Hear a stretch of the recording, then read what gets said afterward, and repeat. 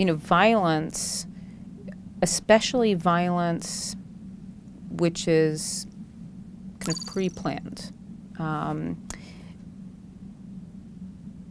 is something we know to be related to fear and is something we know to be related to very vulnerable emotions for most people. There's a very small percentage of the population to which this does not apply, but I'm not going to go into that. But for most people, if they are struggling in a way that has not been addressed, and this can be early trauma, and often it is, childhood trauma that has not been addressed. If you think back actually on the school shootings in this country's history, and you think of the stories that we've heard for a lot of the perpetrators, a lot of them have talked about being bullied. A lot of them have talked about being held down or being kept down in life in some way.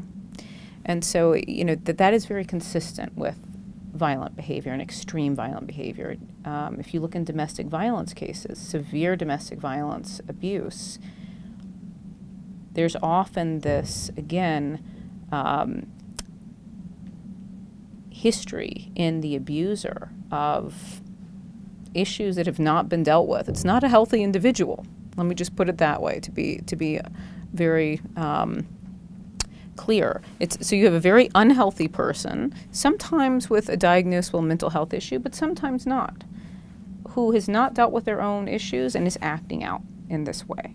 And so the question of kind of what do we do on a societal level, I'm not going to touch that one. I'm not there yet. But in terms of what do we do, if I'm the teacher in a school and I see a child who's struggling, right? Or if I'm a parent and I see my child is struggling, that's where or I'm wondering, could my child be someone who uses violence against others in this way? That's the key, I would say, is there some intense emotional pain that you see that's not being dealt with? Because it will come out. Vulnerable, negative emotions, when they're not dealt with, will come out in some way.